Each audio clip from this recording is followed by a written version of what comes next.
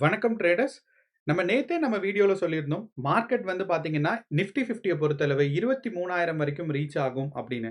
ஆனா, அதுக்கப்புறம் பார்த்தீங்கன்னா, இந்த 23,000 இன்னைக்கு மார்க்கெட் வந்து கிராஸ் ஆகி மேல போகுமா? இல்ல அதிலிருந்து மார்க்கெட் வந்து ஒரு பிரைஸ் கரெக்ஷன் இருக்குமா? அப்படிங்கிறது தான் நமக்கு இன்னையோட வீடியோல முக்கியமான ஒரு விஷயமா இருக்க போகுது. அண்ட் 2வது ஒரு விஷயம், இன்னைக்கு வந்து ஆயில் பிரைஸ் ஒரு புது ஆல் டைம் ஹைய தொட்டிருக்கு. அப்ப இந்த புது உச்சம் வந்து பார்த்தீங்கன்னா, மார்க்கெட்ல ஒரு ஸ்ட்ராங்கான ஒரு நெகட்டிவ் கேரக்டர்ஸ உண்டு பண்ணும். ஸோ இந்த ஒரு காரணத்தினால இன்னையோட வீடியோ வந்து இன்னையோட மார்க்கெட் வந்து மேல போச்சுன்னா எவ்வளோ வரைக்கும் போகும்? அண்ட் கீழ வருது அப்படின்னா, எந்த பிரைஸ் நமக்கு ஒரு முக்கியமான பிரைஸா இருக்க போகுது அப்படிங்கிறத சொல்லப் போறோம். அண்ட் 2வது விஷயம், மார்க்கெட்ல வந்து ஹெட்ஜ் பண்ணணும் நீங்க பொசிஷன்ஸ. ஸோ இந்த மாரி நம்மளோட இந்தியா விக்ஸோட வேல்யூ வந்து பார்த்தீங்கன்னா, நமக்கு ஏறக்குறைய 25.5 இருக்கு. அப்ப இந்தியா விக்ஸோட வேல்யூ 25.5 இருக்கு அப்படின்னா, மார்க்கெட்ல வாலடைலிட்டி ரொம்ப அதிகமா இருக்குன்னு அர்த்தம். அப்போ வாலடைலிட்டி அதிகமா இருக்கும்போது, நமக்கு வந்து ஹெட்ஜிங் பொசிஷன் பண்ணணும். அதாவது நமக்கு வந்து ஒரு இன்சூரன்ஸ் எடுக்கிற மாரி இருக்கணும். ஸோ, இப்ப இன்னையோட வீடியோல நம்ம இந்த ஹெட்ஜிங் பொசிஷன் எங்க பண்ணணும்? அதே மாரி மார்க்கெட் இன்னைக்கு கீழ வந்தா எவ்வளோ தூரம் பிரைஸ் கரெக்ஷன் வரலாம்? ஏன் இன்னையோட மார்க்கெட் வந்து மேல போகாது? அப்படிங்கிற இந்த 3 விஷயத்தை பத்தி தான் நமக்கு பேசப் போறோம். வாங்க இப்ப நம்ம வீடியோக்குள்ள போலாம்.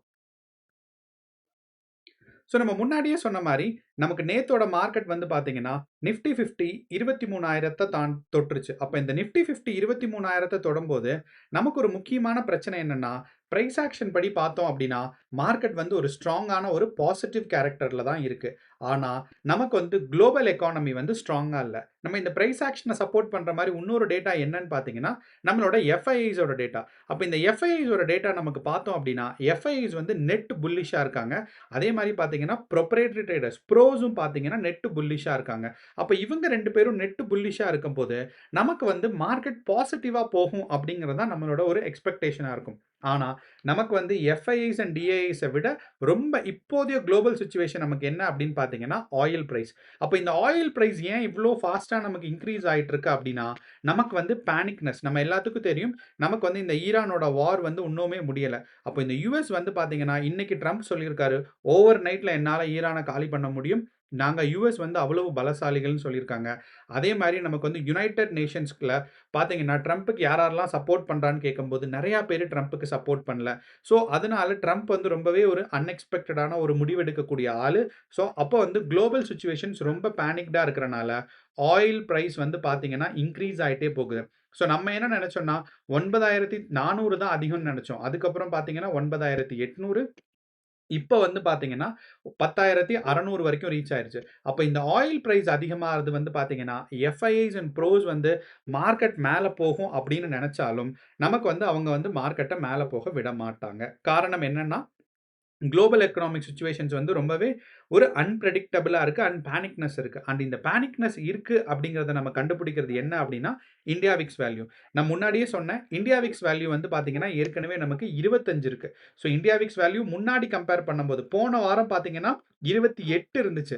இந்த 28 ரேஞ்ச்ல இருந்து கொஞ்சம் கீழ இறங்கியிருக்கு அப்படிங்கிற ஒரு சந்தோஷம் நமக்கு இருந்தாலும், கிடையவே கிடையாது. காரணம் என்ன அப்படின்னா, இந்தியா விக்ஸோட ஆவரேஜ் வந்து பார்த்தீங்கன்னா 15 தான். ஸோ நீங்க வந்து இப்ப நமக்கு ஒரு 1 இயரோட டேட்டா நமக்கு எடுத்தோம் அப்படின்னா, இந்தியா விக்ஸோட ஒரு ஆவரேஜ் வந்து பார்த்தீங்கன்னா, வெறும் 15 தான் இருக்கும். நம்ம இப்போ ஒரு 6 மந்த்ஸோட இந்தியா விக்ஸ் டேட்டா நமக்கு இந்த இடத்துல பார்த்தோம் அப்படின்னா, பாருங்க இந்தியா விக்ஸோட வேல்யூ வந்து இதுக்கு முன்னாடி 6 மந்த்ஸ்க்கு முன்னாடி பார்த்தீங்கன்னா, இந்த இடத்துல நமக்கு வந்து ஒரு 14ல தான் இருந்துச்சு. பிப்ரவரி மாசம்.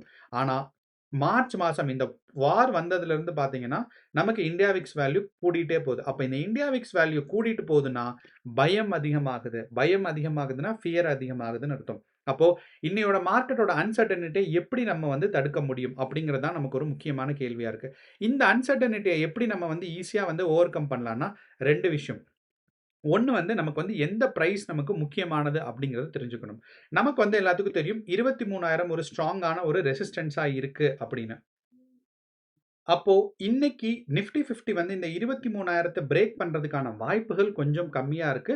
அதுக்கு முதல் காரணம் வந்து பார்த்தீங்கன்னா, நம்மளோட ஆயில் மார்க்கெட். அப்ப அந்த ஆயில் மார்க்கெட் வந்து ரொம்ப ரொம்ப ஸ்ட்ராங் ஆயிட்டு இருக்கு. ஆயிலோட பிரைஸ் இன்கிரீஸ் ஆயிட்டு இருக்கு அப்படிங்கிறனால, நமக்கு வந்து இந்தியா வந்து பார்த்தீங்கன்னா 85% வந்து ஆயில் இம்போர்ட் தான் பண்றாங்க. நேச்சுரல் கேஸா இருக்கட்டும், எல்பிஜியா இருக்கட்டும், பெட்ரோலியம் ப்ராடக்ட்ஸ் அண்ட் பெட்ரோலை சுத்தி இருக்கிற ப்ராடக்ட்ஸ் எல்லாம் நமக்கு வந்து இம்போர்ட் தான் பண்றனால, நமக்கு வந்து பார்த்தீங்கன்னா, ஆயில் பிரைஸ் இன்கிரீஸ் ஆறது இந்தியன் எக்கானமிக்கு கொஞ்சம் கம்மி தான். அதாவது ஒரு கெட்ட விஷயம் அப்படிங்கிறது சொல்லலாம். அண்ட் நம்ம இந்த 23,000லேருந்து மார்க்கெட் வந்து மேலே போகாது அப்படிங்கிறதுக்கு ஒரு முக்கியமான விஷயம் என்னன்னு பார்த்தீங்கன்னா, நம்மளோட ஓப்பன் இன்ட்ரெஸ்ட் டேட்டா. இந்த open interest data OA change நமக்கு பார்த்தோம் அப்படின்னா, இந்த ஓப்பன் இன்ட்ரெஸ்ட் டேட்டா வந்து 23,000 வந்து ஸ்ட்ராங்கான ஒரு கால் ஆப்ஷன்ஸ் இருந்துச்சு. ஆனா, எண்ட் ஆஃப் த டேல பார்த்தீங்கன்னா, இந்த 23,000ல இருக்க கால் ஆப்ஷன்ஸ் வந்து பார்த்தீங்கன்னா, குவான்டிட்டீஸ் குறைஞ்சிருக்கு. இந்த இடத்துல கீழ ஓஏ சேஞ்ச்ல நெகட்டிவ் போயிருக்குன்னா, ஏற்கனவே இருந்தத விட இவ்வளவு கீழ கம்மியா இருக்குன்னு அர்த்தம். ஆனா, இதுக்கு மாறா நமக்கு புட் ஆப்ஷன் சைடு பார்த்தீங்கன்னா, நமக்கு 22,500ல குவான்டிட்டீஸ் இன்கிரீஸ் ஆயிருக்கு. அப்போ 22,500ல குவான்டிட்டி இன்கிரீஸ் ஆகுது அப்படின்னா, என்ன அர்த்தம்னா, பெரிய பெரிய பிளேயர்ஸ் நம்ம முன்னாடியே சொன்னோம். எஃப்ஐஸ் அண்ட் டிஐஸ் வந்து ஃபியூச்சர்ஸ் அண்ட் ஆப்ஷன்ஸ்ல இண்டெக்ஸ்ட் ஆப்ஷன்ஸ்ல நேத்து பார்த்தீங்கன்னா, நெட் புல்லிஷா இருந்திருக்காங்க. 6ஆம் தேதி திங்கட்கிழமை நெட் புல்லிஷா இருந்திருக்காங்க.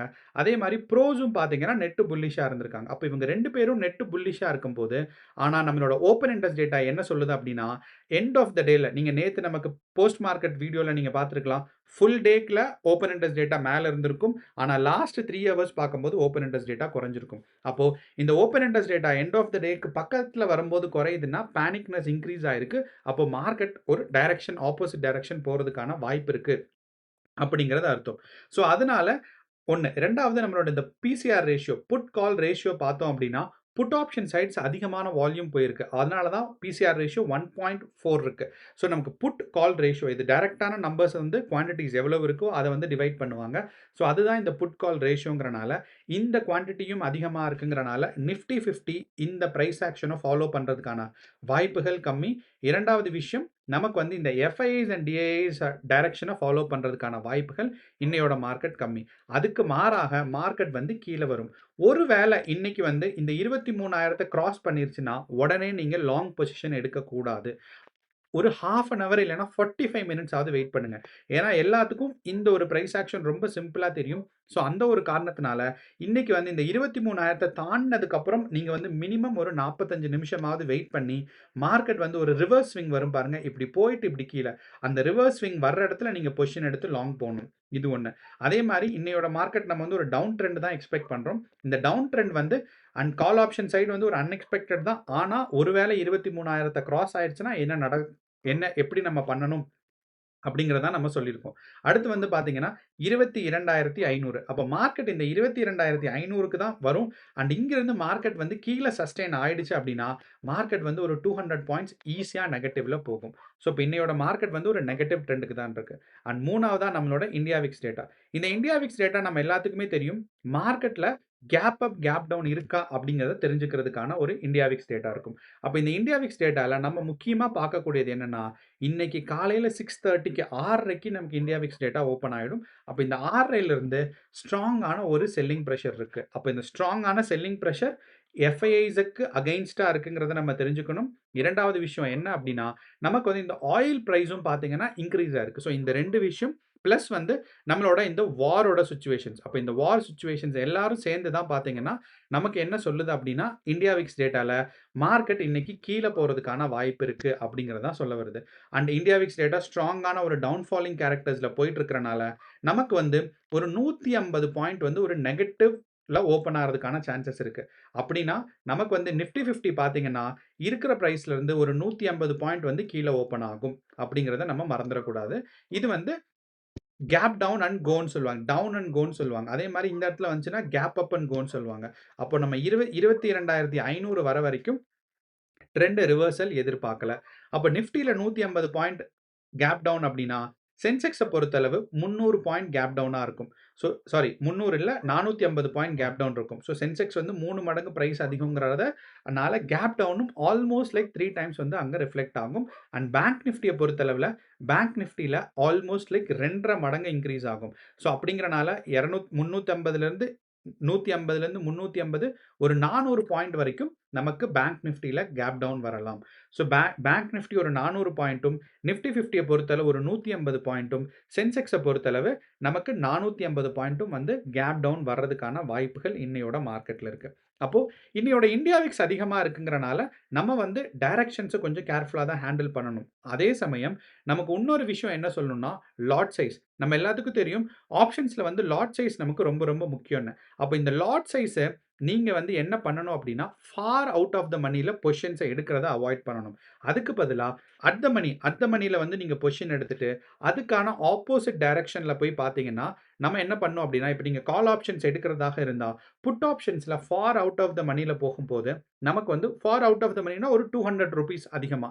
அதாவது இப்போ கால் ஆப்ஷன்ஸ் வந்து நான் இந்த இடத்துல வந்து மார்க்கெட் மேல போகும்னு எதிர்பார்த்து 22,950ல நான் பொசிஷன் எடுக்கிறேன்னா, ஹெட்ஜ் பொசிஷன் அதாவது இதுக்கு நீங்க ஆப்போசிட்டா ஒரு இன்சூரன்ஸ் எடுக்கிற மாரி.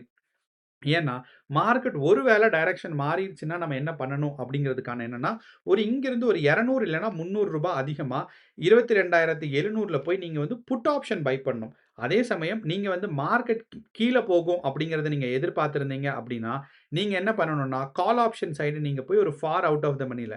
ஏன்னா, அட் த மனில நமக்கு வந்து லாஸ்ட் ட்ரேடட் பிரைஸ் எல்டிபி பார்த்தீங்கன்னா, கொஞ்சம் அதிகமா இருக்கும். அது மட்டும் இல்லாம நம்மளோட கிரீக்ஸ் வேல்யூல நம்ம பார்த்தோம் அப்படின்னா, நமக்கு வந்து லாஸ்ட் ட்ரேடட் பிரைஸ்ல டெல்டா வேல்யூ வந்து கொஞ்சம் அதிகமா இருக்கும். அப்ப இந்த டெல்டா வேல்யூ கம்மியா இருக்கிற இடத்துல போயி, நீங்க வந்து ஒரு ஹெட்ஜ் பொசிஷன் எடுக்கணும். யூசுவலா என்னன்னா ஒரு ரூ. 200லேருந்து ரூ. 300 வந்து நிஃப்டிய பொறுத்தளவு மேல கீழ நீங்க எடுத்தீங்கன்னா, opposite direction call option position எடுத்தீங்கன்னா, புட் ஆப்ஷன்ஸ்ல போயி far out of the money அதாவது ஓடிஎம், ஃபார் ஓடிஎம்னு சொல்லுவாங்க. அங்க போய் நீங்க ஹெட்ஜ் பண்ணணும். அண்ட் 2வது விஷயம் யூசுவலா நீங்க வந்து 2 லாட் வாங்குவீங்க, இல்ல 4 லாட் வாங்குவீங்க அப்படின்னா, அப்படியே பாதியா குறைச்சுக்கிறது இன்னைக்கு நல்லது. ஏன்னா மார்க்கெட் சிச்சுவேஷன்ஸ் அண்ட் வந்து இன்னையோட மார்க்கெட் அண்ட் குளோபல் எக்கனாமிக்ஸ் வந்து ரொம்ப ரொம்ப டென்ஷன்டா இருக்கிறனால, நமக்கு வந்து ஹெட்ஜ் பொசிஷன்ஸ் கன்ஃபார்மா பண்ணணும். அண்ட் 2வது விஷயம் இன்னையோட மார்க்கெட் வந்து இந்தியா விக்ஸ் ஒரு அதிகமான வேல்யூல ஓப்பன் ஆக போகுது. அண்ட் 3வதோட க 3வதா நம்ம என்ன பார்க்கணும்னா, இன்னைக்கு வந்து கேப் டவுன் ஓப்பன் ஆக போகுதுன்னு அர்த்தம். அப்போ இது 3ம் நம்ம கம்பேர் பண்ணி பார்த்தோம் அப்படின்னா, இன்னையோட பிரைஸ் இன்னையோட ட்ரேடிங் வந்து கொஞ்சம் சேஃபா இருக்கும். ஸோ பொசிஷன்ஸ் கம்மி பண்ணிக்கோங்க. லாட் சைஸ் கம்மி பண்ணிக்கோங்க. 2வதா பார்த்தீங்கன்னா, ஹெட்ஜ் பொசிஷன்ஸ் எடுங்க. 3வது மார்க்கெட் வந்து டைரக்ஷன்ஸ் கிளியரா ஆனதுக்கப்புறம் நீங்க எடுங்க. ஒரு சைடு வந்து பிரேக் ஆன உடனே எடுக்க வேண்டாம். ஒரு 30லேருந்து 40 மினிட்ஸ் வரைக்கும் வெயிட் பண்ணி பார்த்து, அதுக்கப்புறம் அந்த டைரக்ஷனோட நீங்க பொசிஷன் எடுக்கிறது நல்லது. ஸோ இது 3ம் கடைபிடிச்சீங்கன்னா, இன்னையோட மார்க்கெட்ல நம்ம சேஃபா வெளிய வர முடியும். கேர்ஃபுல்லா ட்ரேட் பண்ணுங்க. மார்க்கெட்ஸ் எப்பயுமே ஆபத்து தான். ஆனா நீங்க கொஞ்சம் கேர்ஃபுல்லாகவும், பேனிக் ஆகாமவும் இருந்தீங்கன்னா, நமக்கு வந்து மார்க்கெட்ஸ்ல ஜெயிக்க முடியும். All the best. நன்றி. வணக்கம்.